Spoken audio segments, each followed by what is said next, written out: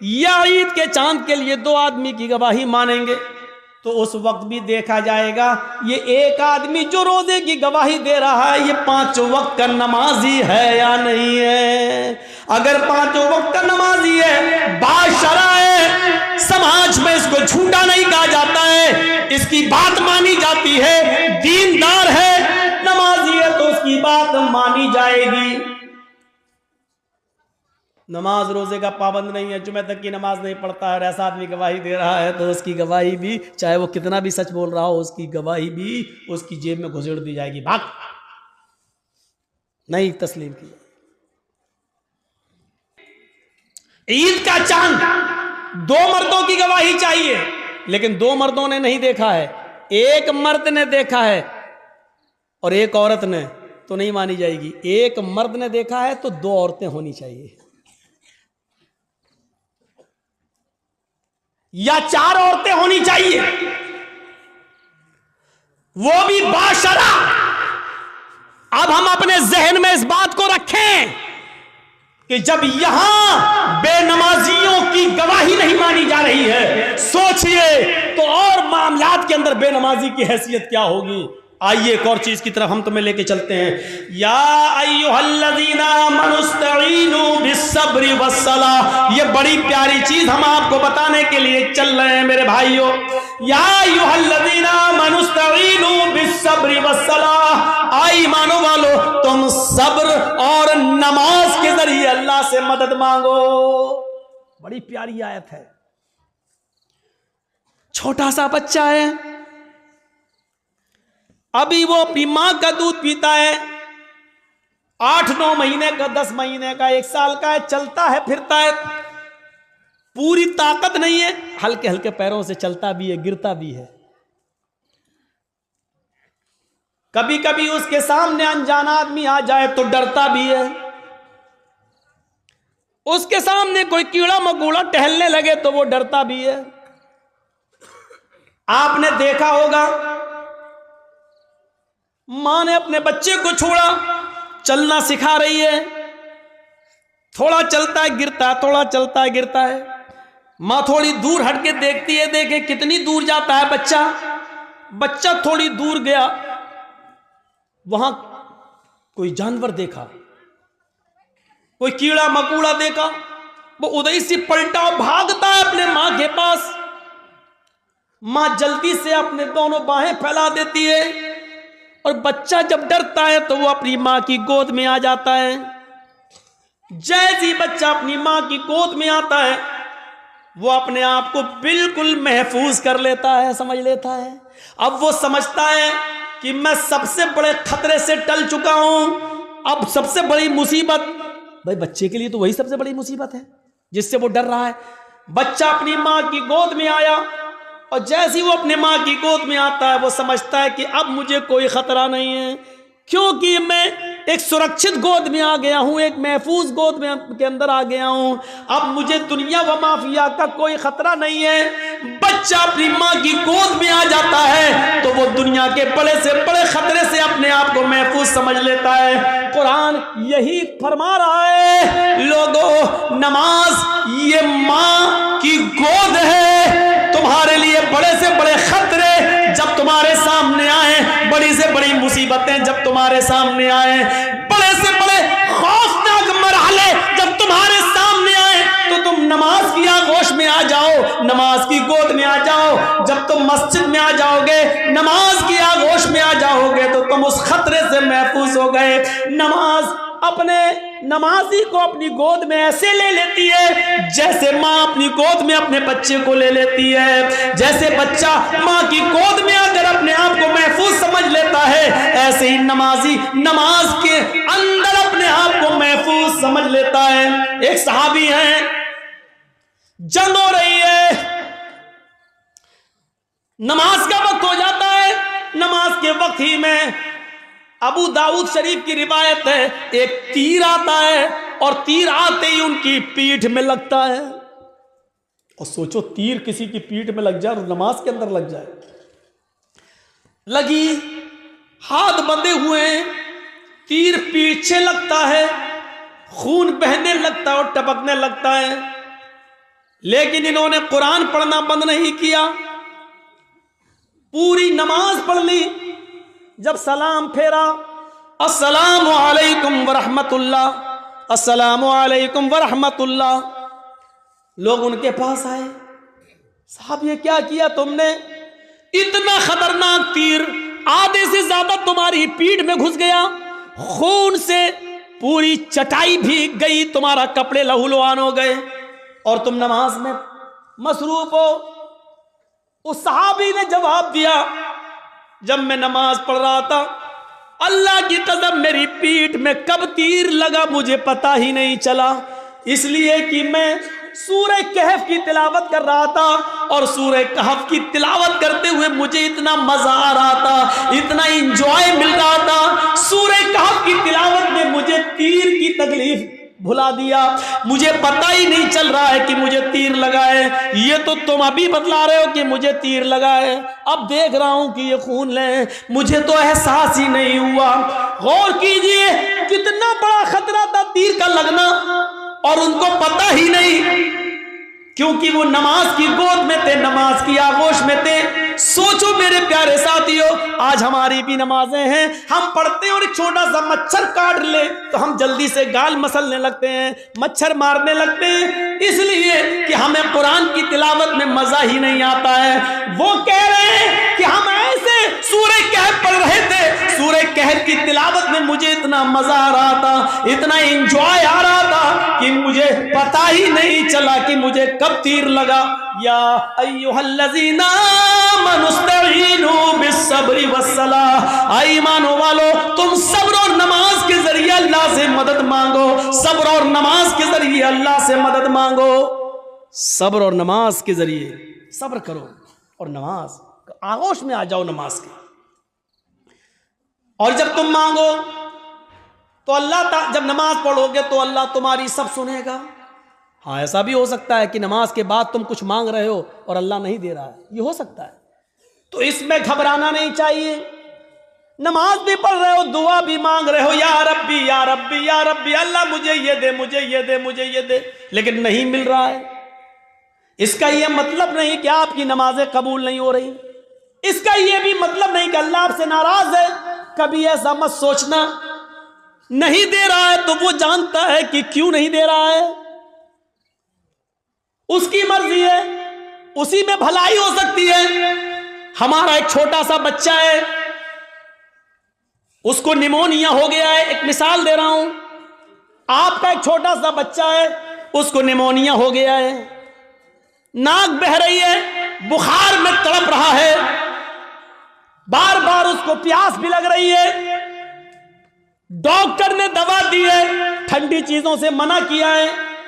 जब आप उस बच्चे को लेकर दवा लेकर आ रहे हैं तो रास्ते में बर्फ बेचने वाला, आइसक्रीम बेचने वाला आइसक्रीम बेच रहा है, और आपका बच्चा आइसक्रीम की जिद कर रहा है, पापा मुझे आइसक्रीम चाहिए, पापा मुझे आइसक्रीम चाहिए, डैड मुझे आइसक्रीम चाहिए, अब्बू मुझे आइसक्रीम चाहिए। मुझे ईमानदारी के साथ बताइए, आपका बच्चा बुखार की हालत में, निमोनिया की पोजीशन में आइसक्रीम मांग रहा है, क्या आप उसको आइसक्रीम दिलाएंगे? क्या आप उसको आइसक्रीम खिलाना पसंद करेंगे? नहीं, क्योंकि आप जानते हैं कि इस वक्त इसकी अगर मुराद मैंने पूरी कर दी तो मेरा बच्चा और ज्यादा बीमार हो जाएगा।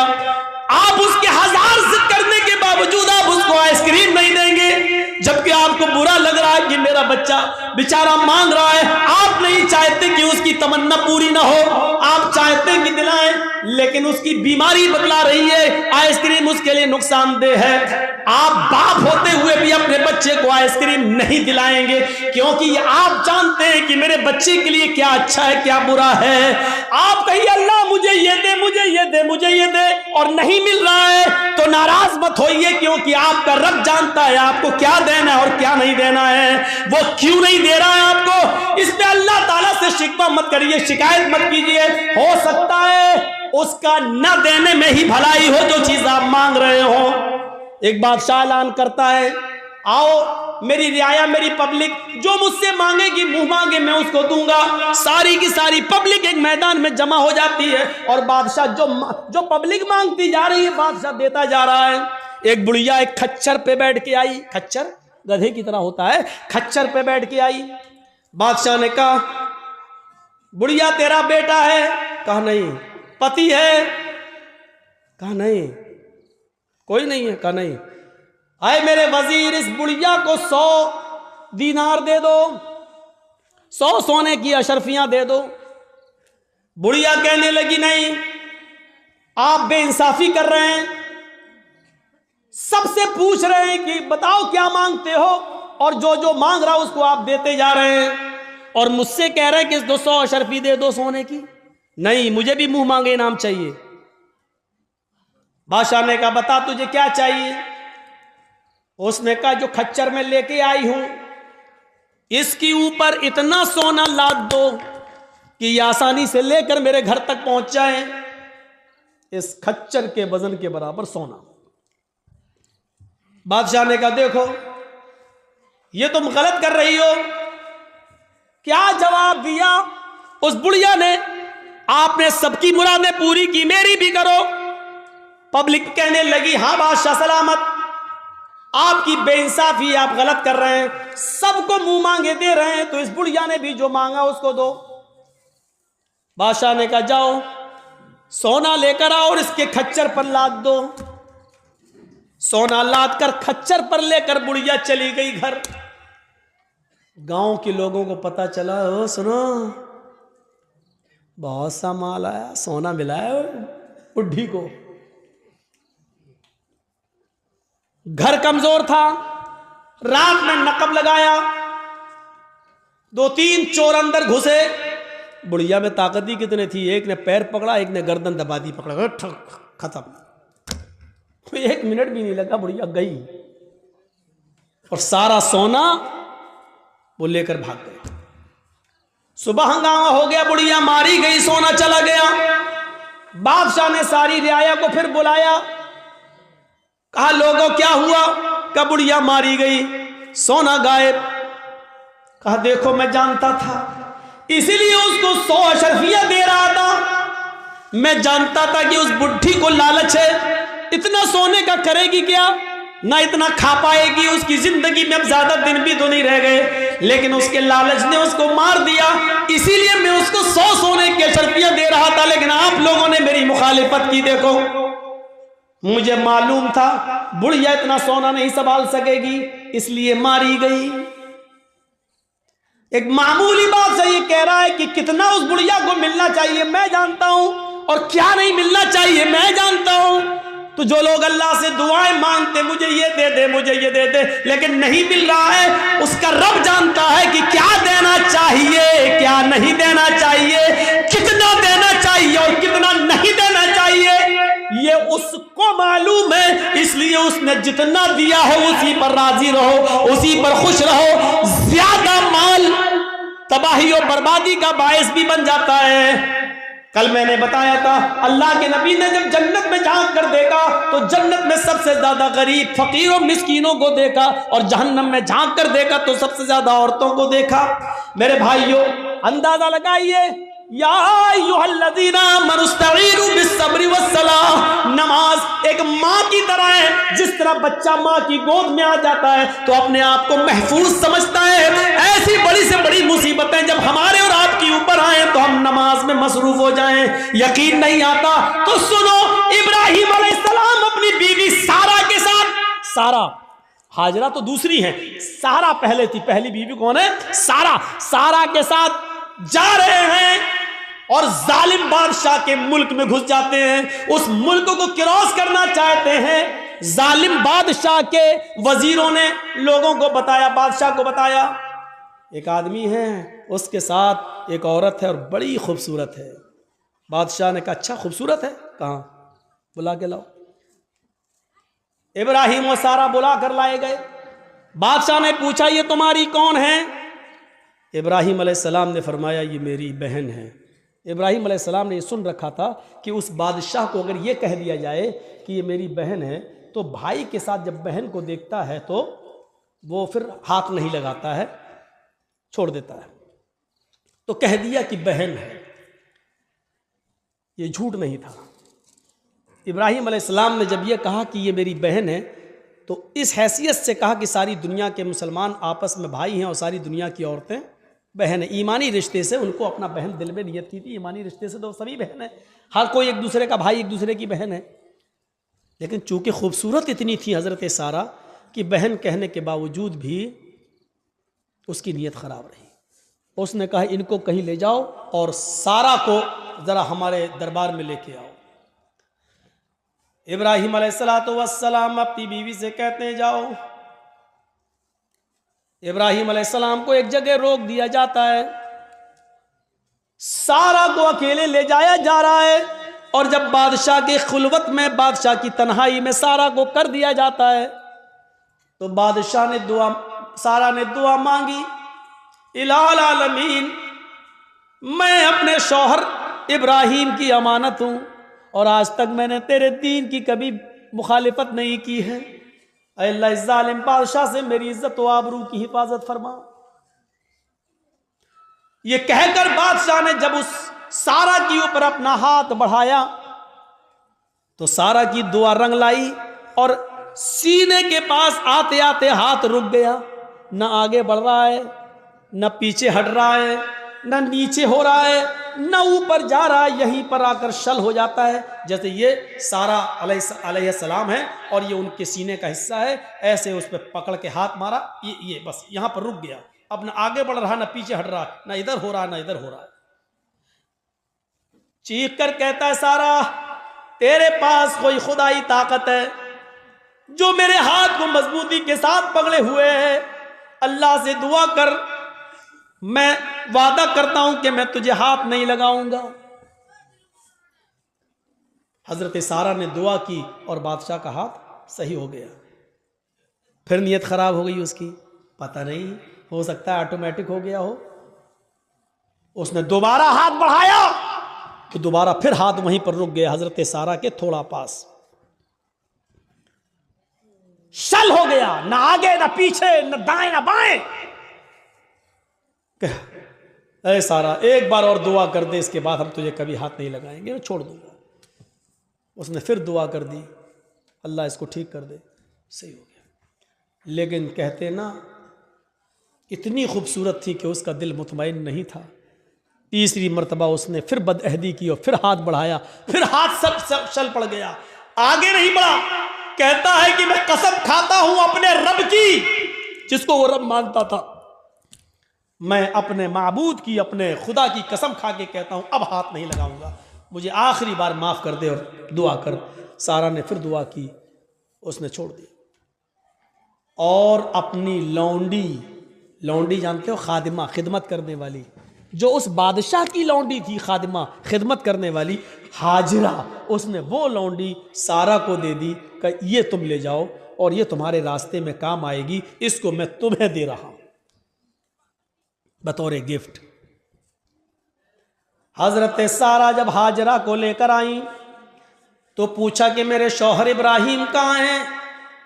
बादशाह की पुलिस, बादशाह की फौज जब हजरत सारा को इब्राहिम अलैहिस्सलाम के पास लेकर गए तो हजरत सारा क्या देखती है कि इब्राहिम अलैहिस्सलाम नमाज में मसरूफ हैं, नमाज पढ़ रहे हैं। मुस्लिम शरीफ की हदीस है, वो नमाज में मसरूफ है, नमाज पढ़ रहे हैं और नमाजी में ये दुआ कर रहे हैं कि अल्लाह मेरी बीवी की हिफाजत फरमा, अल्लाह मेरी बीवी की हिफाजत फरमा, अल्लाह जालिम बादशाह के जुल्म से हमारी बीवी को बचा ले। नमाज में मसरूफ हैं। मेरे भाइयों, जब सारा के ऊपर मुसीबत आई और जालिम बादशाह ने जब उनको पकड़ा और अपने आगोश में लेना चाहा तो उनके पति इब्राहिम अलैहिस्सलाम नमाज के अंदर गिर जाते हैं, नमाज में मसरूफ हो जाते हैं, नमाज पढ़ना शुरू कर देते हैं। गौर कीजिए, जब किसी के ऊपर मुसीबत आए तो उसको नमाज के अंदर नमाज पढ़ना चाहिए, उसको नमाज के अंदर अल्लाह रब्बुल आलमीन से दुआ करनी चाहिए, क्योंकि नमाज एक माँ है, आपको अपनी आगोश में ले लेगी और जब आप नमाज की आगोश में आ जाएंगे तो सारे खतरों से महफूज हो जाएंगे, सारे खतरों से आप अलग हो जाएंगे, फिर कोई खतरा नहीं रहेगा, टल जाएगा वो खतरा। आपको याद होगा, सही बुखारी की रिवायत है, बनी इसराइल में एक नौजवान था, नाम था उसका जुरैज, नाम था उसका जुरैज। बहुत नेक इबादत करने वाला, बड़ा अल्लाह वाला, बड़ा नमाजी। एक बार हजरत जुरैज नमाज के अंदर मसरूफ थे, नमाज पढ़ रहे, और उनकी मां को किसी चीज की जरूरत पेश आ गई तो जुरैज को आवाज देने लगी, आई जुरैज। जुरैज कहते हैं अल्लाह मैं नमाज में हूं और पीछे मेरी मां आवाज दे रही है।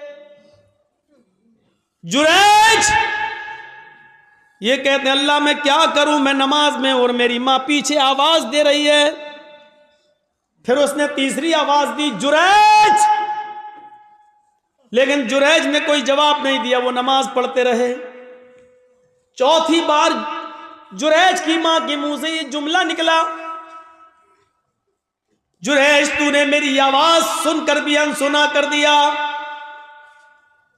आय अल्लाह, जुरैज उस वक्त तक न मरे जब तक कि वो किसी बदकार औरत का मुंह न देख ले। आय अल्लाह, जुरैज को उस वक्त तक तू मौत मत देना जब तक कि जुरैज किसी बेशरम और बेहया औरत के साथ हम बिस्तरी ना कर ले, उसके साथ जिना ना कर ले। मां की बद्दुआ थी, मां ये बद्दुआ देकर चली गई।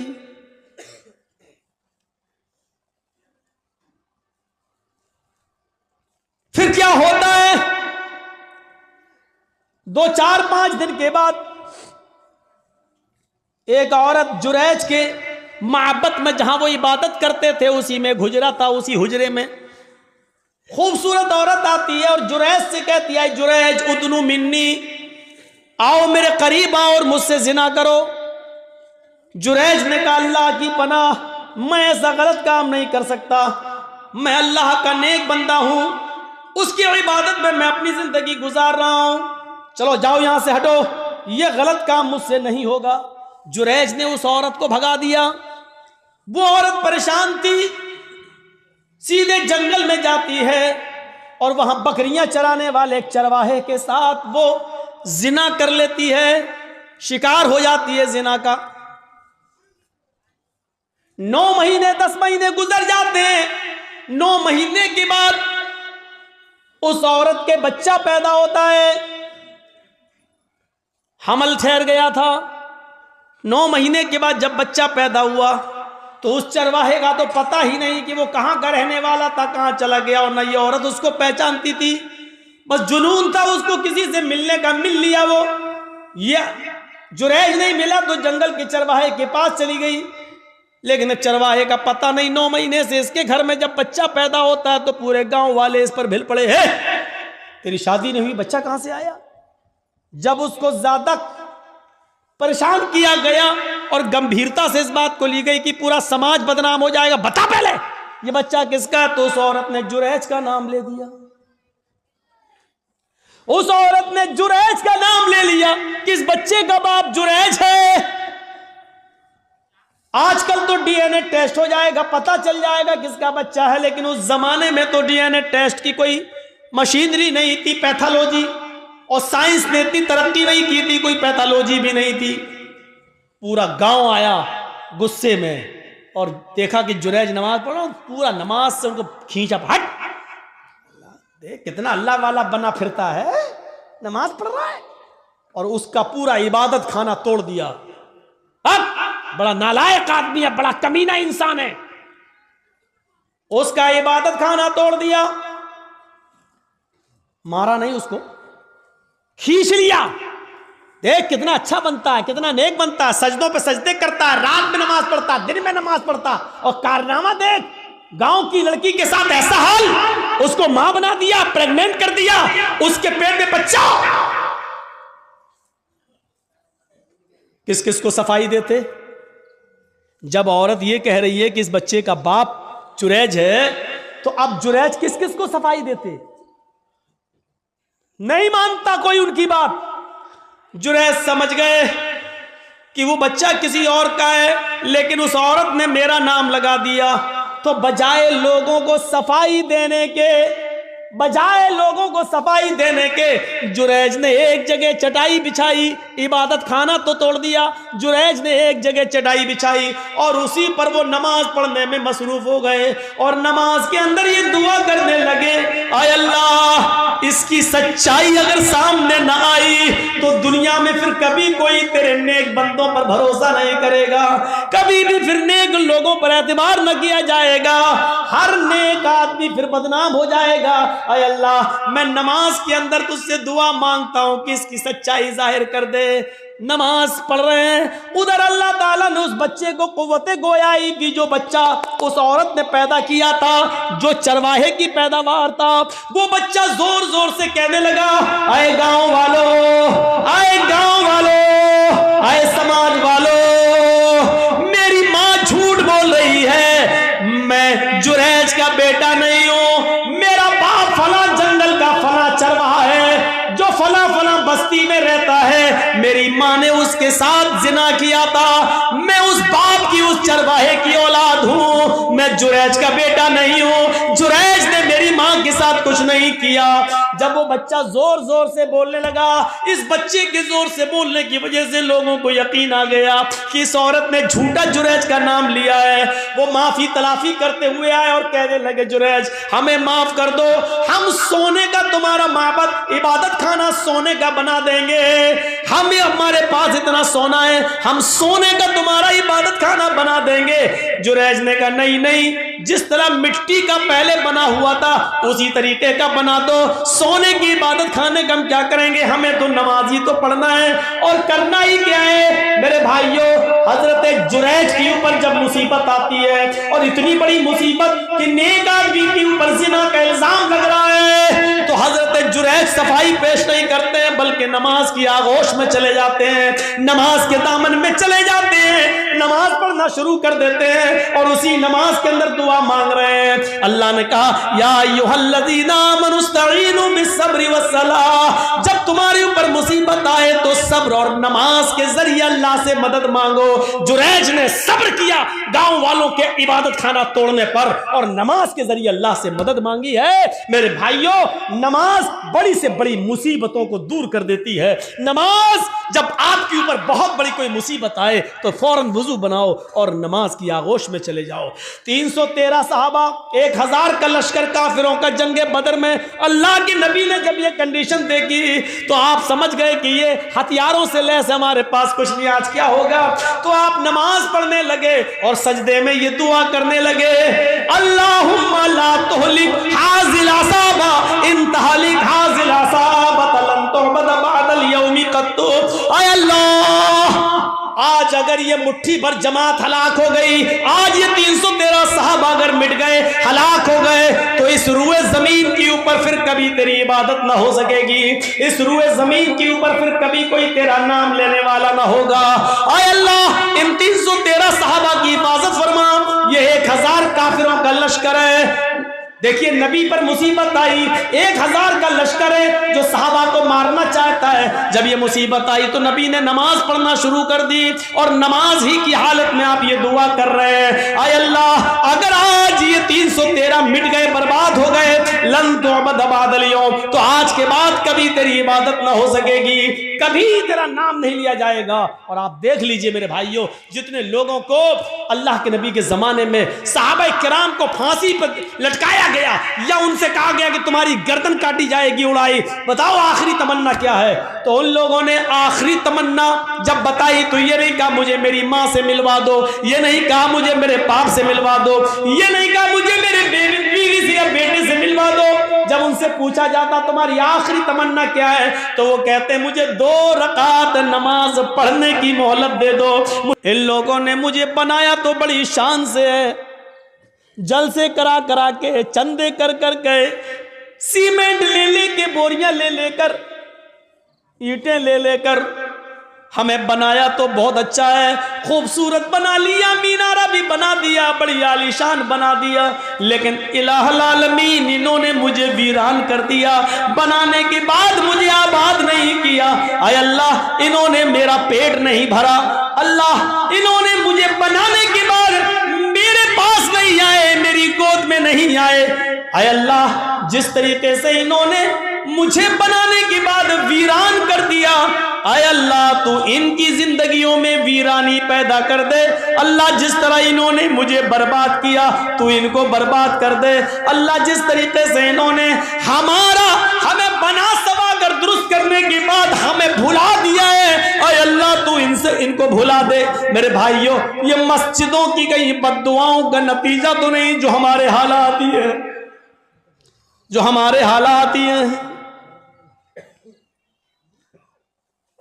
पहले जमाने में जब जंगें होती थी, नमाज का वक्त हो जाया करता था, बादशाह नमाज की हालत में, बादशाह जंग की हालत में नमाज के लिए खड़ा हो जाता था।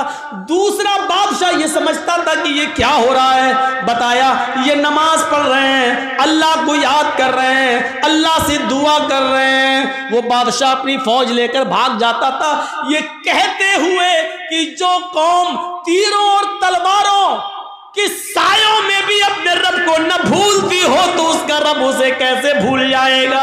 जो कौम तलवारों के सायों में पली हुई हो, तीरों तलवारों के सायों में जो नमाज अदा कर रही हो, ऐसी पोजीशन में भी वो अपने रब को भूल नहीं रही हो, अपने रब की इबादत कर रही हो, फिर उसका रब हमारे साथ क्या करेगा अगर हमने इनको इस पोजीशन में मारा। वो अपनी फौज, अपने हथियार, अपने घोड़े, अपना सारा हथियार वहीं पर डालकर भाग जाया करते थे, ये कहते हुए कि आय अल्लाह वालों हम तुम्हारा मुकाबला नहीं कर सकते, आय अल्लाह वालों हम तुम्हारा मुकाबला नहीं कर सकते। मेरे भाइयों, कल तक हमारे ये हालात थे, आज हमारे हालात ये, हमारी मस्जिदों में नमाज हो रही है लेकिन काफिरों की बारात बजती हुई जाती है, उनके बैंड बजते हुए जाते हैं, उनके गाने बजते हुए जाते हैं, लेकिन हमारी अजान की आवाज या नमाज की किरत भी हो रही हो तो उनको कोई फर्क नहीं पड़ता। क्योंकि जब अजान और नमाज के वक्त हमने अपनी टीवियों को बंद नहीं किया है, जब हमने अपने घरों में टीवियां चलाना शुरू कर दी तो फिर काफिरों के दिलों से भी हमारा रोबो दबदबा निकल गया, काफिरों के दिलों से भी हमारा रोबो दबदबा खत्म हो गया। क्यों होगा? हमने काफिरों के दिलों में अपनी इज्जत बनाई कहां है? कहां बनाई है हमने अपनी इज्जत? ग़ज़वे अहज़ाब का वो मौका याद करो। सुनो, सिर्फ एक नमाज थी, बस एक, वो भी अल्लाह के रसूल सल्लल्लाहु अलैहि वसल्लम नबी की एक नमाज, और वो भी छूटी नहीं थी, बस सिर्फ उसका असल वक्त निकल गया था। ग़ज़वा, जंग हो रही है, नाम है उस ग़ज़वे का ग़ज़वे अहज़ाब। और सुनो, कलेजा संभाल कर सुनो, दिल संभाल के सुनो इस वाक़े को। ग़ज़वे अहज़ाब, काफिरों की तरफ से तीर चल रहे हैं, मुसलमानों की तरफ से भी तीर चल रहे हैं। ये जंग इतनी खतरनाक हुई कि असर की नमाज का वक्त आ गया, लेकिन सहाबाए किराम संभल नहीं पाए। कोई इधर था, कोई उधर था। नमाज पढ़े तो कैसे पढ़े? एक साथ होते तो चलो आधे पढ़ लेते, आधे जंग करते, फिर ये जो आधे पढ़ चुके होते ये जंग में चले जाते, जो छूट गए वो बाद में पढ़ लेते। लेकिन कोई इधर है, कोई उधर है। ये असर की नमाज का वक्त था, असर की नमाज का वक्त।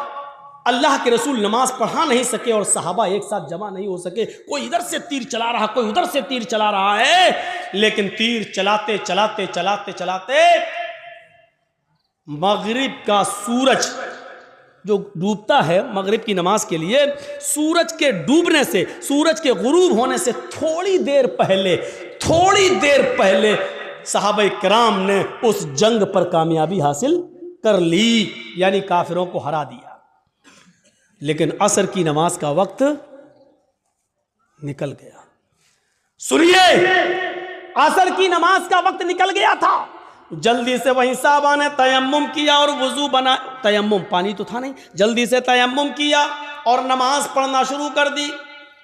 सूरज डूबने से, गुरूब होने से पहले पहले अल्लाह के नबी ने और सहाबा ने असर की नमाज पढ़ ली। सिर्फ वक्त निकल गया। जो पढ़ना चाहिए था पौने, हम लोगों के यहाँ कितने बजे होती है असर? आपके यहाँ कितने बजे हो रही है सर? 2:45 पर? हाँ, कहीं 3:30 पे भी हो रही होगी। हम 3:15। आपकी मस्जिद में कितने बजे हो रही है? 3:15। अब 3:15 की जगह पर कोई आदमी 5:15 पे नमाज पढ़े तो वक्त निकल गया ना उसका असर का। मान लीजिए 5:30 पे सूरज डूब रहा है और 5:15 पे आदमी नमाज पढ़ रहा है, तो सूरज डूबने से पहले ही तो पढ़ रहा है वो। सूरज गुरूब होने वाला है, जल्दी से अल्लाह के रसूल ने और सहाबा ने तयम्मुम किया और नमाज पढ़ ली। और पढ़ने के बाद जो जुमले कहे वो सुनो, जो जुमले कहे उन काफिरों के लिए वो सुनो। मला अल्लाहु बुयूतहुम व कुबूरहुम नारा कमा हबसूना वशगलूना अनिस सलातिल वुस्ता। बुखारी शरीफ की हदीस के अल्फाज हैं। अल्लाह के नबी फरमाते हैं, इलाहुल आलमीन, जिन काफिरों की वजह से आज हमारी असर की नमाज का अव्वल वक्त निकल गया, आय अल्लाह, जिन काफिरों की वजह से आज मेरी असर की नमाज का असली वक्त निकल गया, वक्त पर हम नमाज नहीं पढ़ सके, सूरज डूबने से पहले आज हमने असर की नमाज पढ़ी, इसके जिम्मेदार ये काफिर है, ये जंग करने वाले, इनकी वजह से मेरी असर की नमाज का वक्त निकला है। मला अल्लाहु बुयूतहुम, आय अल्लाह इनके घरों को तू आग से भर दे, आय अल्लाह इनके घरों में आग लगा दे, आय अल्लाह इनके घरों में तू आग से भर दे। नमाज के वक्त अपने घरों में बैठने वालों, नबी अकरम की इस बद्दुआ पर जरा गौर करो। मला अल्लाहु बुयूतहुम, आय अल्लाह इनके घरों को तू आग से भर दे। मेरे नबी ने कभी किसी को बद्दुआ नहीं दी, मार खाया फिर भी माफ कर दिया। नबी की बेटी को जिसने पेट फाड़ा, हिबार इब्ने अस्वद ने तीर मारकर, नबी की बेटी ज़ैनब के पेट में हमल था, बच्चा था, तीर पेट में लगता है, बच्चा गिर जाता है। ज़ैनब मदीने पहुंचती है, होश में आती है तो उनको पता चलता है कि मेरे पेट का बच्चा गिर गया है, जाया हो गया है। इस सदमे को वो बर्दाश्त न कर सकी, इंतकाल कर गई। 10 साल के बाद जब हिबार इब्ने अस्वद सामने आया और मदीने में अल्लाह के नबी से माफी मांगने लगा कि मुझे माफ कर दो, मैं भी मुजरिम हूं और आपकी बेटी का कातिल हूं। 10 साल पहले आपकी बेटी के पेट में तीर मारा था, हमल गिर गया था। नबी अकरम की आंखों में आंसू आ गए, बेटी की याद आ गई, रोने लगे। लेकिन कहते हिबार, मेरी बेटी के कातिल, मैंने आज तक अपने लिए और अपने खानदान के लिए कभी बदला नहीं लिया। आज तूने माफी मांगी, जा, मैंने तुझे भी माफ कर दिया, जा जा जा हिबार, मेरी बेटी के कातिल, मैंने अपनी बेटी के कत्ल का खून माफ कर दिया। वो हमजा जो नबी का चचा, और हिंदा ने पेट फाड़ा, नाक काटी, कान काटा, जबान काटी, और इसी में धागा डालकर नाक, कान, जबान का हार बनाकर अपने गले में पहना। वो हिंदा जिसने हमजा का पेट फाड़ के कलेजा निकाला और चबाया, हिम्मत नहीं कर सकी उसको खाने की, थूक देती है। कटी हुई गर्दन, फटा हुआ पेट, निकला हुआ कलेजा, कटी हुई नाक, कटा हुआ कान, कटी हुई जबान। ये लाश जब नबी के सामने आई तो आपकी आंखों में आंसू आ गए और कहा, आए हमजा, कयामत तक जितने भी लोग अल्लाह की राह में कत्ल किए जाएंगे ये शहीद होंगे, लेकिन तू कयामत के दिन सैयदुल शुहदा बनाकर उठाया जाएगा, तमाम शहीदों का सरदार बनाकर उठाया जाएगा। ऐसा हाल करने वाली हिंदा जब नबी के सामने आई तो आपने कहा, क्या चाहती हो? माफी, आपने कहा हिंदा जा, मैंने तुझे भी माफ कर दिया। ओ मेरे चचा की कातिल जा, मैंने तुझे भी माफ कर दिया। मेरी चचा की लाश को बिगाड़ने वाली जा, मैंने तुझे भी माफ कर दिया। लेकिन इंसान हूं, बुरा लगता है, तू मेरे सामने मत आना, क्योंकि जब तू मेरे सामने आएगी तो मुझे चचा की लाश याद आ जाएगी। हमारे नबी ने कभी किसी को बद्दुआ नहीं दी। ताइफ वालों ने इतना मारा कि सर फट गया, सर से खून निकला, पैरों पे गिरा, खून जम गया, जूते तक उतर नहीं पा रहे थे उस जमे हुए खून की वजह से। दो फरिश्ते आए, अरे अल्लाह के नबी कहो तो इन ताइफ वालों को दो पहाड़ियों के बीच में पीस दूं।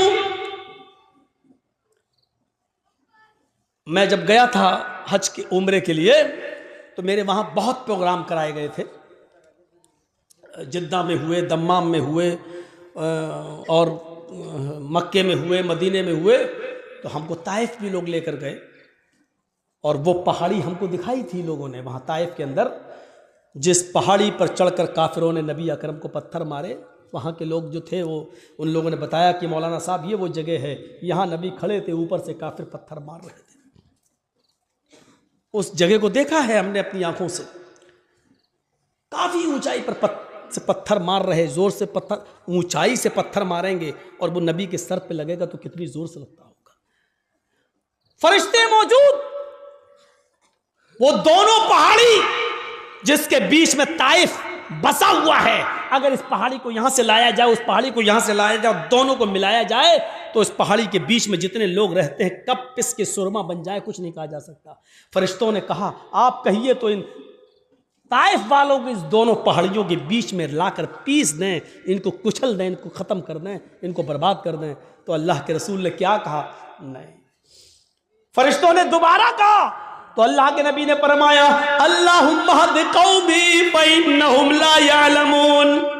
आए फरिश्तों, नहीं नहीं, इनको मारो नहीं, अल्लाह इनको हिदायत देगा और इंशाअल्लाह इनकी पुश्त से आने वाली नस्लें मुसलमान होंगी, इनकी नस्लें कलमा पढ़ने वाली होंगी, मुझे नबी मानने वाली होंगी। आए अल्लाह तू इनको हिदायत दे, ये मुझे जानती नहीं है कि मैं कौन हूं। आपने उस मौके पर भी बदला नहीं लिया। देख रहे हैं आप, बेटी के कातिल को माफ कर रहे हैं, बदला नहीं ले रहे हैं, हिंदा को माफ कर रहे हैं, इंतकाम नहीं ले रहे हैं। ताइफ में पत्थर खाने के बावजूद फरिश्ते पत्थरों का ताइफ वालों को पीसना चाहते हैं, लेकिन नबी इंतकाम नहीं ले रहे हैं। कह रहे हैं अल्लाह तू इनको हिदायत दे।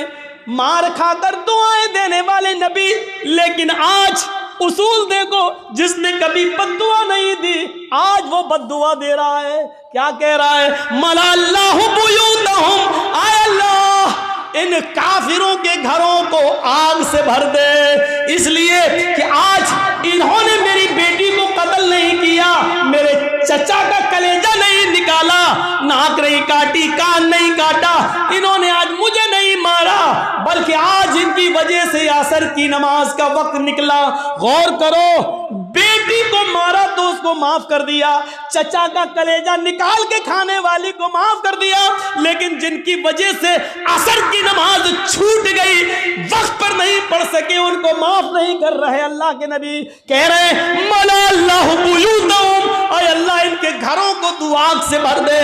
और जब ये मर जाए आग में, और जब इनकी कब्रों, जब इनको दफन किया जाए कब्रों में, तो कुबूरहुम, अय अल्लाह मरने के बाद भी इनको बख्शना नहीं, इनकी कब्रों में भी आग लगा देना।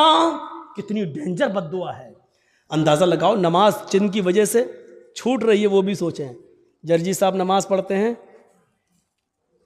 नमाज का वक्त हो रहा है, मस्जिद में जा रहे हैं, और आप नमाज के वक्त में अपने घर में नाश्ता कराने ले जा रहे हैं, तो इसका मतलब यह है कि आपकी वजह से नमाज छूट रही है, आप सबब बन रहे हैं। या तो नमाज से इतना पहले नाश्ता कराना चाहिए था कि अजान के फौरन बाद नमाज पढ़ी जा सके, या फिर नमाज के बाद आपको नाश्ता कराना चाहिए था।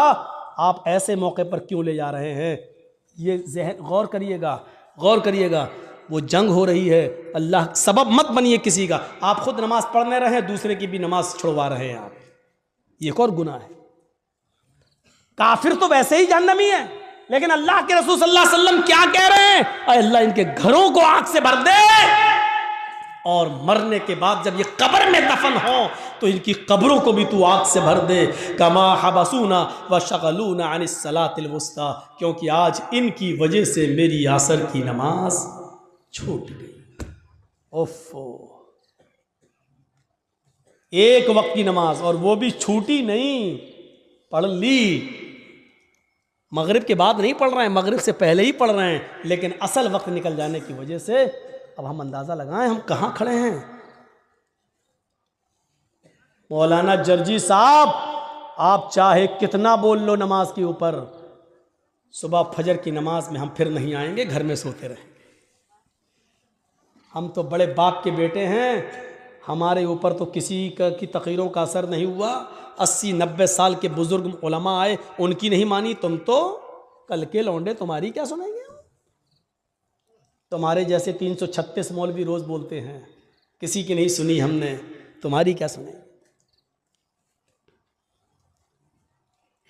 इस तकरीर के ख़त्म होने के बाद फिर भी फजर की नमाज में अगर हमने जमात के साथ नमाज नहीं पढ़ी तो लिख लो, आप अपने जलसा कराने में नाकाम हो गए। सोच लो, आपको कोई कामयाबी नहीं मिली जलसा कराने की।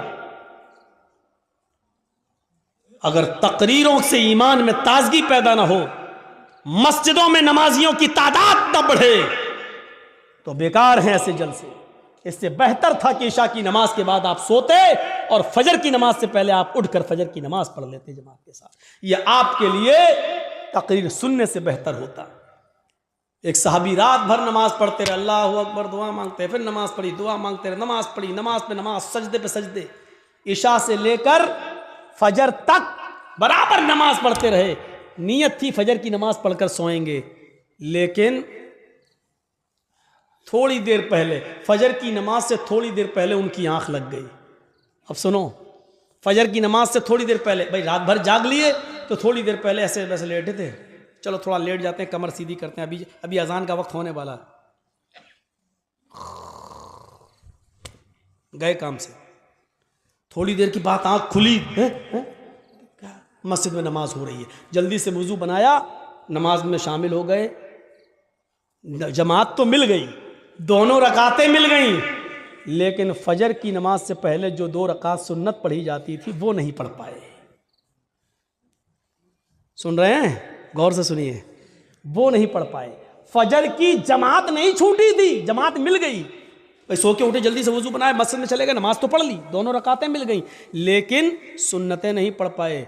बाद में जब वो सुन्नतें पढ़ने लगे, सुन्नतें पढ़ने के बाद फ़र्ज़ नमाज के बाद जब अल्लाह के नबी ने सलाम फेर दिया, सलाम फेरने के बाद देखा कि वो कोई सुन्नत पढ़ रहे हैं। सुन्नत के बाद जब आपने उनको बुलाया, आपने उनसे कहा ये बाद में तुम कौन सी नमाज पढ़ रहे थे? कहा अल्लाह के रसूल, वो रात भर नमाज पढ़ी थी मैंने, इबादत की थी, और फजर की नमाज से थोड़ा पहले मुझे नींद आ गई, आँख खुली तो मैंने जल्दी से वुज़ू बनाया, मस्जिद में आ गया, जमात खड़ी थी, तो जमात के होते हुए हमने सुन्नत नहीं पढ़ी, पहले जमात पढ़ ली, बाद में सुन्नत पढ़ ली। तो अल्लाह के रसूल ने जो जवाब दिया वो सुनिए। आपने फरमाया, काश तो पूरी रात आराम से सोता, काश तो पूरी रात इशा की नमाज के बाद से लेकर फजर तक आराम से सोता, गहरी नींद में सोता, लेकिन फजर की नमाज से पहले उठकर वुजू बना लेता और फजर की नमाज से पहले 2 रकात सुन्नत पढ़ लेता। अल्लाह की कसम, फजर से पहले 2 रकात सुन्नत अगर पढ़ लेता तो ये 2 सुन्नतें तेरे लिए रात भर की इबादत से ज्यादा बेहतर होती।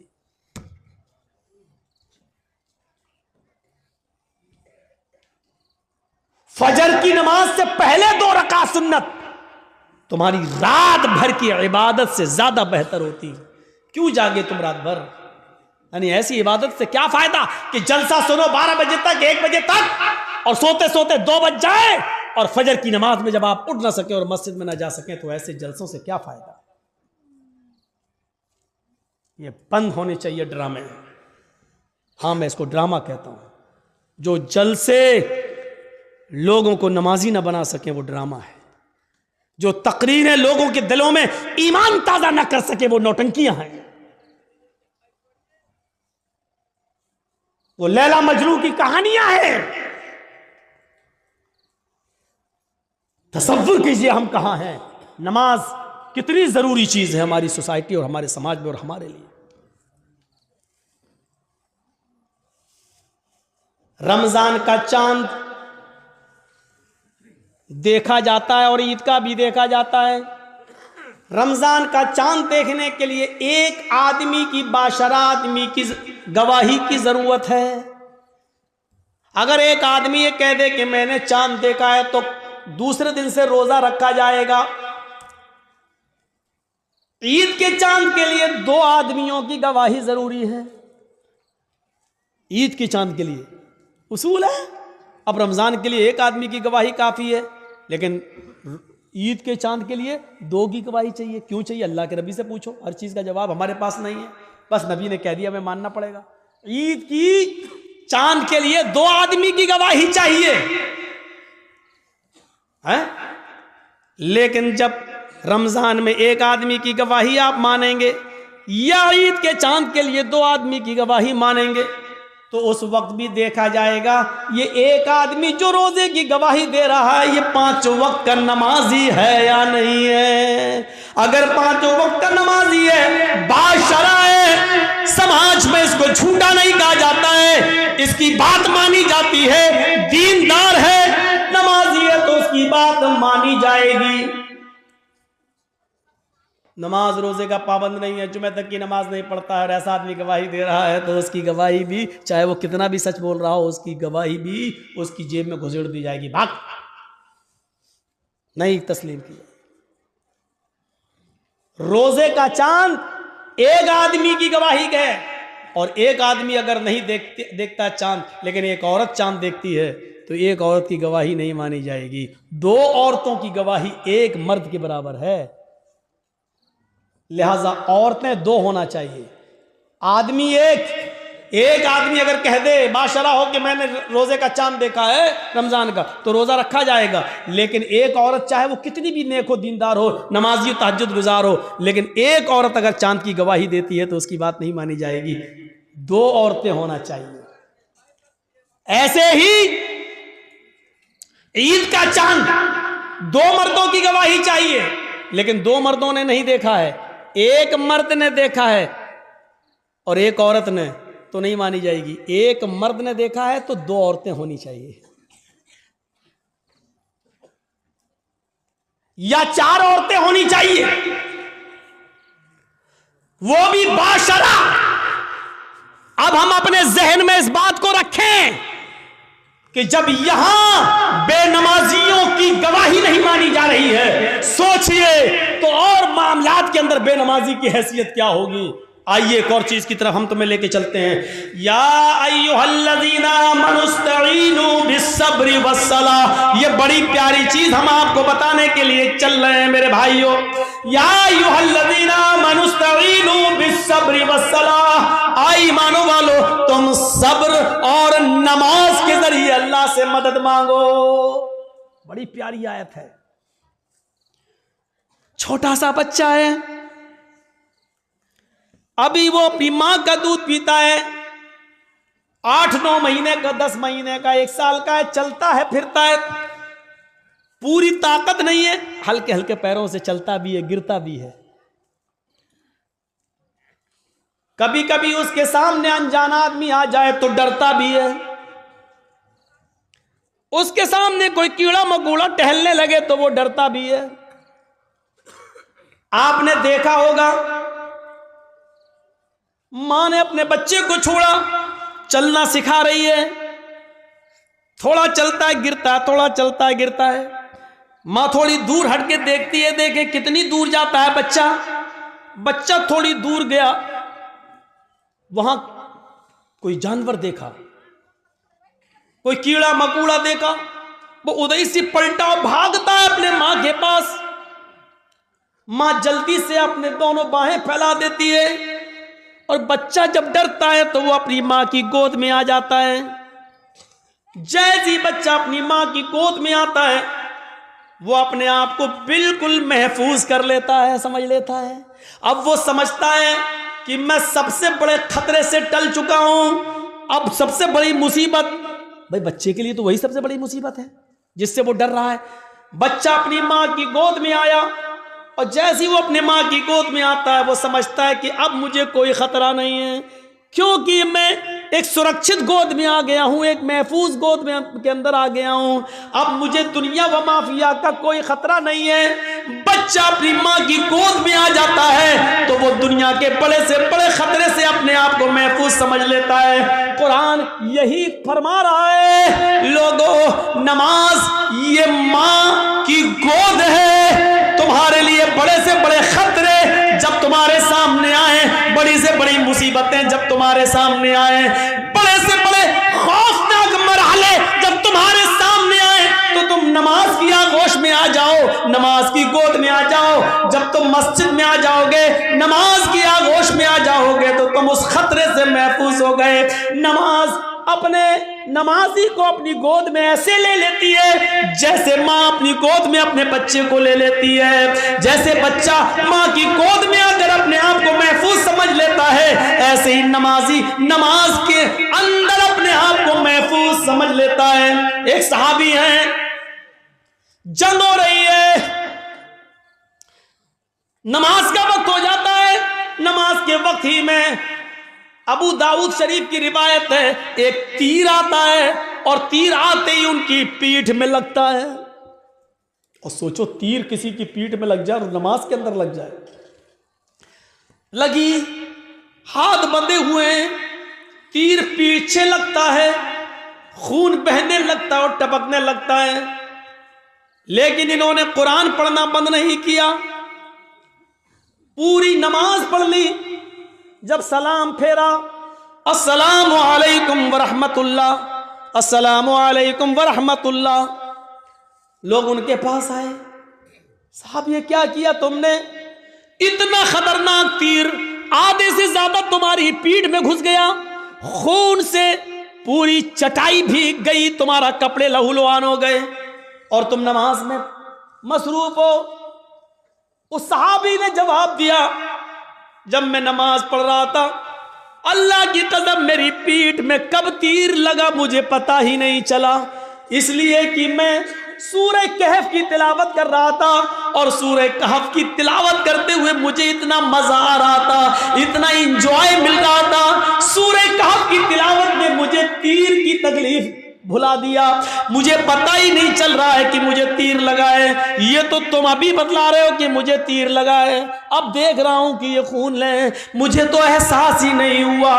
गौर कीजिए, कितना बड़ा खतरा था तीर का लगना, और उनको पता ही नहीं, क्योंकि वो नमाज की गोद में थे, नमाज की आगोश में थे। सोचो मेरे प्यारे साथियों, आज हमारी भी नमाजें हैं, हम पढ़ते हैं और एक छोटा सा मच्छर काट ले तो हम जल्दी से गाल मसलने लगते हैं, मच्छर मारने लगते हैं, इसलिए कि हमें कुरान की तिलावत में मजा ही नहीं आता है। वो कह रहे हैं कि हम ऐसे सूरह कहफ पढ़ रहे थे, सूरह कहफ की तिलावत में मुझे इतना मजा आ रहा था, इतना एंजॉय आ रहा था कि मुझे पता ही नहीं चला कि मुझे कब तीर लगा। या अय्युहल्लज़ीना आमनुस्तईनु बिस्सब्रि वस्सलाह, ईमानो वालो तुम सब्र और नमाज के जरिए अल्लाह से मदद मांगो, सब्र और नमाज के जरिए अल्लाह से मदद मांगो, सब्र और नमाज के जरिए सब्र करो और नमाज आगोश में आ जाओ नमाज के। और जब तुम मांगो तो अल्लाह, जब नमाज पढ़ोगे तो अल्लाह तुम्हारी सब सुनेगा। हाँ, ऐसा भी हो सकता है कि नमाज के बाद तुम कुछ मांग रहे हो और अल्लाह नहीं दे रहा है, ये हो सकता है, तो इसमें घबराना नहीं चाहिए। नमाज भी पढ़ रहे हो, दुआ भी मांग रहे हो, या रब्बी या रब्बी या रब्बी, अल्लाह मुझे ये दे, मुझे ये दे, मुझे ये दे, लेकिन नहीं मिल रहा है, इसका ये मतलब नहीं कि आपकी नमाजें कबूल नहीं हो रही, इसका ये भी मतलब नहीं कि अल्लाह आपसे नाराज है। कभी ऐसा मत सोचना, नहीं दे रहा है तो वो जानता है कि क्यों नहीं दे रहा है, उसकी मर्जी है, उसी में भलाई हो सकती है। हमारा एक छोटा सा बच्चा है,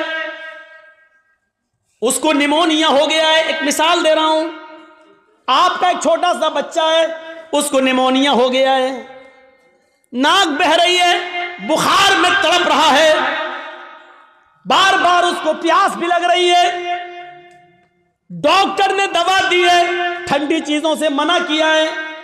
जब आप उस बच्चे को लेकर दवा लेकर आ रहे हैं तो रास्ते में बर्फ बेचने वाला, आइसक्रीम बेचने वाला आइसक्रीम बेच रहा है, और आपका बच्चा आइसक्रीम की जिद कर रहा है, पापा मुझे आइसक्रीम चाहिए, पापा मुझे आइसक्रीम चाहिए, डैड मुझे आइसक्रीम चाहिए, अब्बू मुझे आइसक्रीम चाहिए। मुझे ईमानदारी के साथ बताइए, आपका बच्चा